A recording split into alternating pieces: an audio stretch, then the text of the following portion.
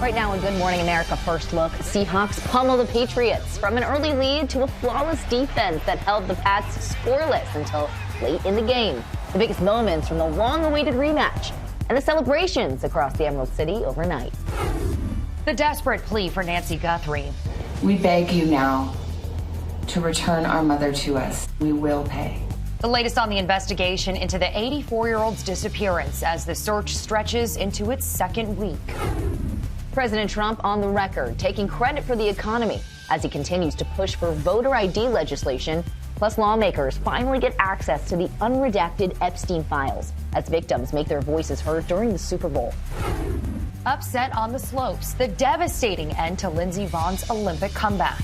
Plus, an Atlanta Falcons star player lands behind bars, what police are now saying. From AI ads to 90s throwbacks, which companies won the Super Bowl commercial competition? And the moment during Bad Bunny's performance that has the internet going wild.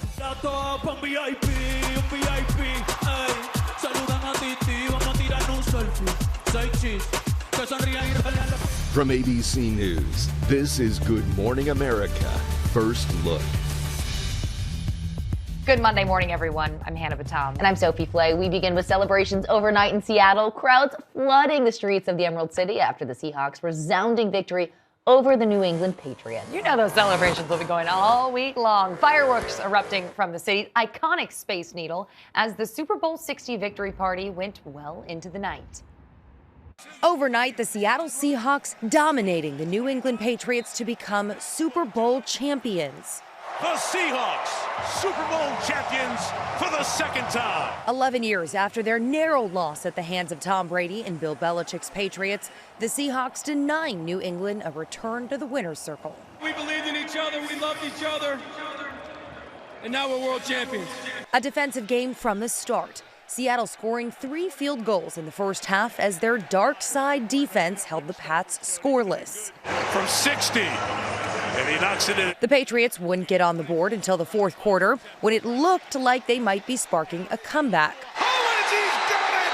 Touchdown, New England! But any dream of a Brady-esque comeback was quickly dashed. May got knocked out. The Seahawks picking off Patriots quarterback Drake May and running it in for a touchdown. Yeah, it's hurt. No doubt. It definitely hurts. Just came up short. Didn't play our best, and that's what happens. Running back Kenneth Walker III taking home the MVP honors, rushing 27 times for 135 yards. We went through a lot of adversity this season, but we came together. Kicker Jason Myers etched his name into Seahawks history, kicking a Super Bowl record 5 field goals during the game. And quarterback Sam Darnold became the first quarterback in NFL history to win a Super Bowl after playing for 5 or more teams. It's been such a special journey with these guys. So much hard work that's been poured into this. A historic night, too, for Bad Bunny, making history as the first Spanish-language halftime show performer. The 31-year-old transforming the field into a Puerto Rican neighborhood and surprising the audience with special guests Lady Gaga and Ricky Martin. A true party. The Seattle Seahawks are now the favorites to win next year's championship, with the Patriots lagging far behind. And next year's Super Bowl will air right here on ABC. Now to the ongoing search for Nancy Guthrie. We're now entering the 9th day since the 84-year-old mother of Savannah Guthrie was last seen. As investigators try to find any suspect in her apparent abduction, her children have made another appeal to her kidnappers. Here is ABC's Alison Kosik. This morning, the urgent search for Nancy Guthrie is into its second week. In a video posted over the weekend, daughter Savannah Guthrie told potential captors she and her siblings are willing to pay for their mother's return. We received your message and we understand. We beg you now to return our mother to us so that we can celebrate with her. This is the only way we will have peace. This is very valuable to us. And we will pay. Law enforcement sources told ABC News she was referring to a message sent Friday to a Tucson television station. I think what they're trying to do is gently push the abductors to finish this deal. In other words, give us something else, ideally proof of life, and we'll pay you. The FBI has not said whether any of the messages from the supposed kidnappers are credible, but they are taking them seriously. An earlier message made demands for Bitcoin and established 2 deadlines, one last week and another deadline today. The Sheriff's Department says this remains an active and ongoing investigation. Detectives and agents continue to conduct follow-up at multiple locations. But after a full week of searching, they still have not identified any suspects, persons of interest, or vehicles connected to this case. Amen, amen. During a weekend service streamed on Facebook, parishioners at Nancy Guthrie's church, who first noticed her absence, said prayers for her safe return. We pray for Nancy's rescue and her release. Bring her home safely. The FBI is offering a $50,000 reward for information that could lead to the recovery of Nancy Guthrie and/or an arrest and conviction in her abduction. Hannah, Sophie? Allison, thanks. Teachers in San Francisco are set to go on strike today for the first time in nearly 50 years. Public schools across the city will be closed as parents scramble for childcare. The teachers are demanding higher pay and better health care benefits. The school district says it is limited in what it can offer because of a massive deficit. Funding for the Homeland Security Department is set to run out Friday night as lawmakers battle over the immigration crackdown. Democrats are looking to rein in ICE after Renee Good and Alex Preddy were shot and killed in Minneapolis. Among their demands, ending roving patrols and banning masks. But Republicans are pushing back on some of those guardrails. A lapse in funding could impact the Coast Guard, TSA, and FEMA. As President Trump faces bipartisan blowback over a racist video, he's raising doubts about the integrity of the upcoming midterm elections. And he's also touting the economy. ABC's Nicole D'Antonio has the latest. This morning, in a new interview, President Trump saying he accepts ownership of the current state of the U.S. economy. I'm very proud of it. I think 26 is even going to be better. You know, we have hundreds of billions of dollars pouring into our country.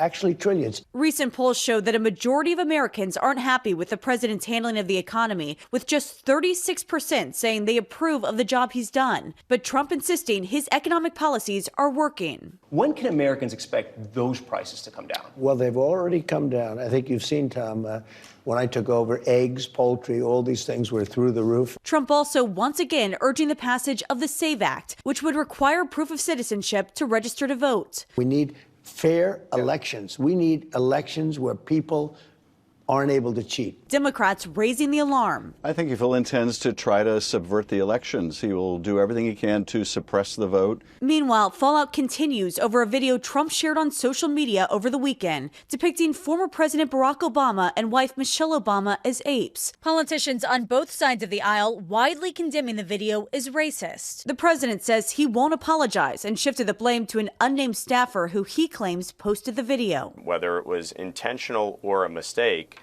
the fact is, it's wrong. He definitively needs to apologize. It was a disgusting video. It comes as starting today, members of Congress will get the chance to look at the full unredacted Epstein files at the Department of Justice. A new PSA from some of Epstein's victims aired during the Super Bowl, calling for the release of the roughly 3 million files that are still unreleased. And over the weekend, Republican Congressman Thomas Massey accused his own party of protecting wrongdoers. I vote with the president 91% of the time. The 9% of the time my party is taken up for pedophiles, bankrupting this country, or starting another war. Massey also called on Secretary of Commerce Howard Lutnick to resign. The Epstein files released late last month show Lutnick planning meetings with Epstein, including one on Epstein's private island. And in a statement, a Commerce Department representative said Mr. Lutnick and his wife met Mr. Epstein in 2005 and had very limited interactions with him over the ensuing years. A lot to watch, Nicole. Thank you. Turning to the weather, and an end to the Arctic blast now in sight. Take a look at this view of frozen Lake Erie in Ohio from over the weekend. Millions in the Northeast will continue to feel the effects of the bitter cold for at least one more day. Wind chills will be sub-zero in cities like New York, Boston, and Buffalo. The weather starts to get milder tomorrow and Wednesday with temperatures as much as 30 degrees warmer than they will be today. Time now for your Monday morning weather. Good morning. After a brutally cold weekend across the Midwest and Northeast, we have one more morning of really bitterly cold wind chills. We're talking about negative numbers from Philadelphia to New York to Boston, minus 11 it'll feel like in a place like Buffalo. So we do have some cold weather advisories in effect, but it will feel a little bit better as the week goes along, especially by Tuesday and Wednesday mornings, feeling 20 to 30 degrees warmer than it feels this morning. And speaking of warmer, check out these actual high temperatures, getting up to 71 in Nashville by Tuesday, above the freezing mark in New York starting on Tuesday as well. Meteorologist Jeff Smith, ABC News. Coming up, an NFL rookie behind bars after an alleged domestic dispute. What police say landed the linebacker in jail. Also ahead, the major upset for an Olympic legend as Team USA finds its rhythm in Milan. And teaching an old dog new tricks. The twist on this year's Puppy Bowl. Not going to want to miss. Back now at the terrifying fall caught on camera at the scene of a house fire in Los Angeles. A firefighter on a ladder losing their footing and plunging 2 stories to the ground. The heart-stopping video posted to the Citizen app. The firefighter suffered only minor injuries and is expected to be okay.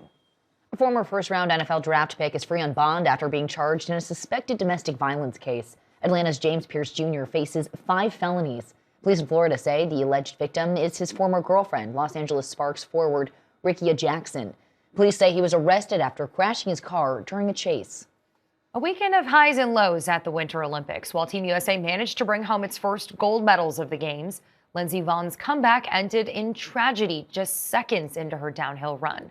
Here's ABC's Maggie Rulli.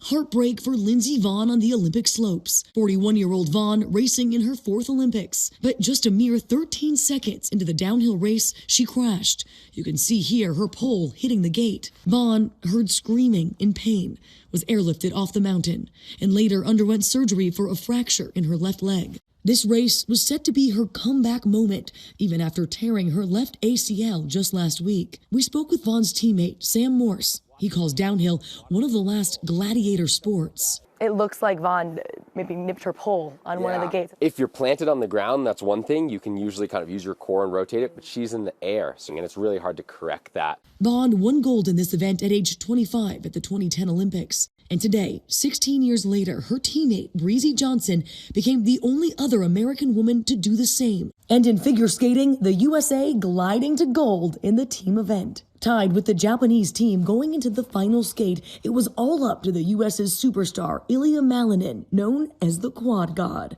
and the only skater to have ever landed a quadruple axel in international competition. Malinin landing quadruple jumps tonight. What is it like to be known as the Quad God? Well, it's honestly, I'll say it's an honor. It always gives me that thrill to land it because it's such a unique element. Maggie Rulli, ABC News, Bormio, Italy.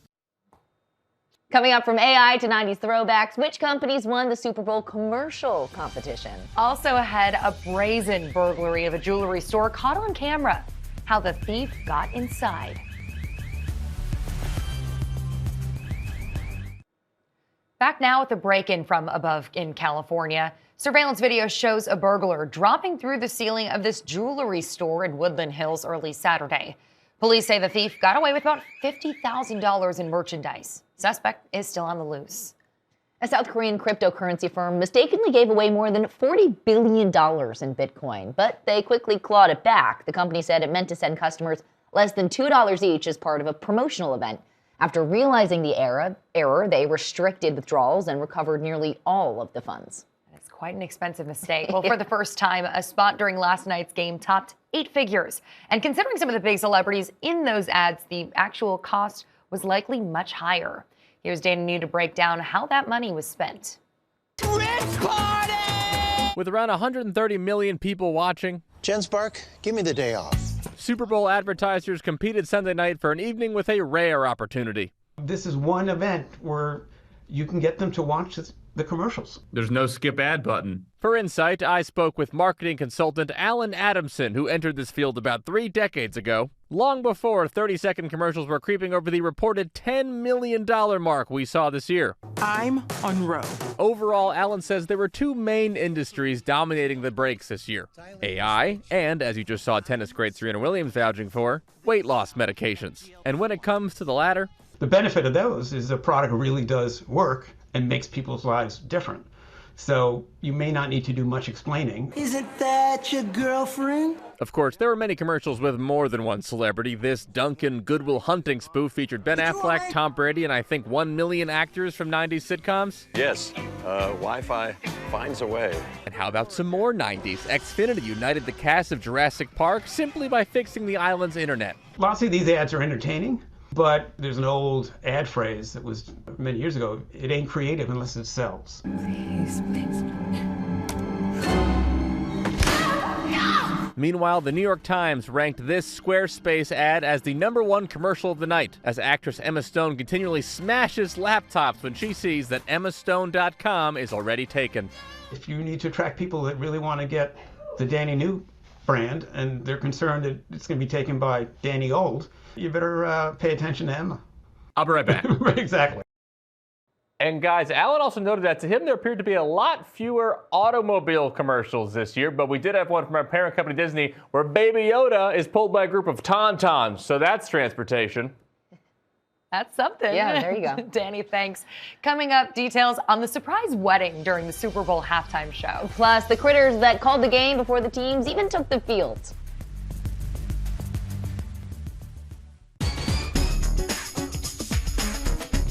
Time to check the pulse. We have to begin with Bad Bunny's halftime show. This is what we've been talking about all morning long. You might remember seeing this couple during the performance and you thought, hey, is this for real? Yeah, those were not actors. This was their actual wedding. How many couples could say that they've had their first kiss in front of an audience of more than 100 million? The couple had invited Bad Bunny to their wedding and he decided to include them. The sweet moment was part of the night's larger theme. The only thing more powerful than hate is love. Hopefully they were rooting for the Seahawks. Right, and a casual reveal to Lady Gaga, by the way.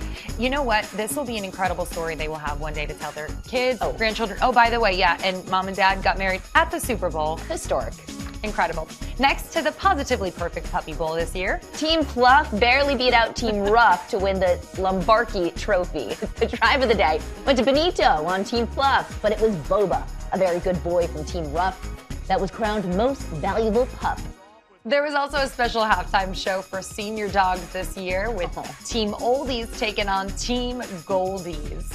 And it wasn't just puppies getting in on this Super Bowl action. Yeah, animals across the country made their predictions about who was going to win the big game, from clairvoyant chickens to psychic spiders and even to telepathic toads. All kinds of creatures picked the Seahawks to take home the Lombardi Trophy ahead of last night's win. Don't worry, New England got some love too. This tree kangaroo picked the Patriots, but he lives in Rhode Island, so he might be biased. Understandable, though.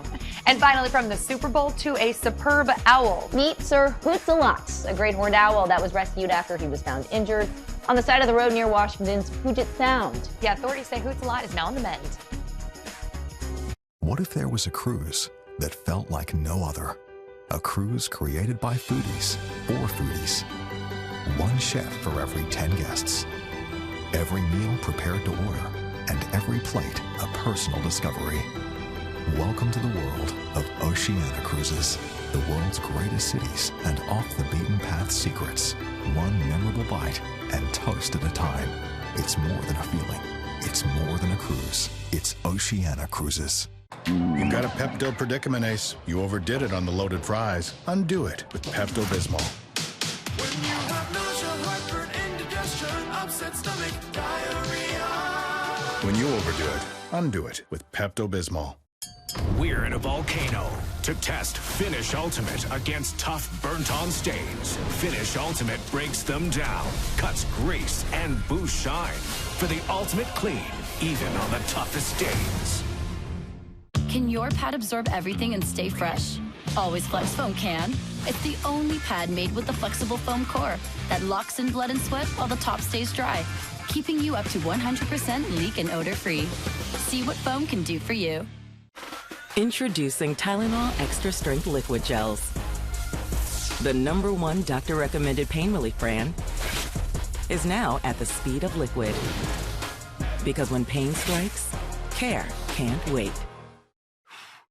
Airwick's Essential Mist Diffuser is conveniently cordless and portable for the type of person who's always inviting friends to.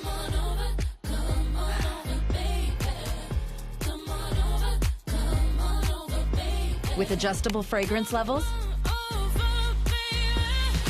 and a wide range of scents, Airwick Essential Mist creates an inviting ambiance every time you host. Airwick, always fragrant, always inviting.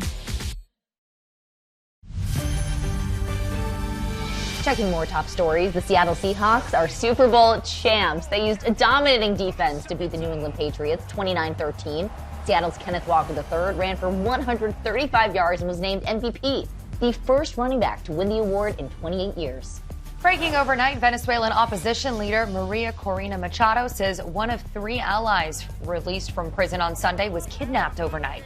Machado says Juan Pablo Juanipa was snatched by armed men in civilian clothes just hours after his release. Venezuelan officials have not commented. More fallout over the Jeffrey Epstein files in the UK. British Prime Minister Keir Starmer's chief of staff has resigned. He says he takes full responsibility for advising Starmer to appoint Peter Mandelson as ambassador to the U.S., despite Mandelson's ties to Epstein. Today's weather, bitter cold in the northeast with morning wind chills below 0. Mild and sunny in the south, scattered showers for parts of the Midwest. And finally, it's hard enough to make one Super Bowl. How about all 60 of them? Will Gans has more. In the history of the NFL, no team, not the Pats nor the Seahawks, has been to the big game more than this one. We have a special bond. They're called the Never Miss a Super Bowl Club, and this trio hasn't missed a single championship game since 1967. Well, just think about it. The first one, $10, $6, and $8, and 4,500 people in a 100,000 seat arena. And look what it is today. For Don, Tom, and Gregory, it's a trip they've made happen 60 times, against all odds. I thought I was quitting a number of times. I remember at 30, 30 is a good number, I'm done. Patriots got in 31, I couldn't miss that. Don, a Pats fan, thrilled his team is back today for a record 12th Super Bowl appearance. But each of these octogenarians is tapping into that first football game feeling.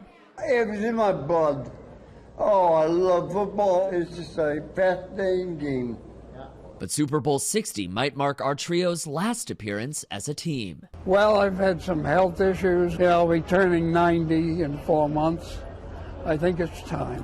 The time has come. Been a hell of a ride. And while all athletes age out of a sport eventually, now I feel like I got two, like my relatives. I check on them, I call them. Family is forever. There's just a feeling I don't get any other way. It's a special situation and relationship. Will Gans, ABC News, New York.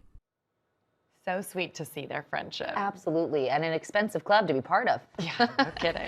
That's your Good Morning America First Look. Have a great day, everyone.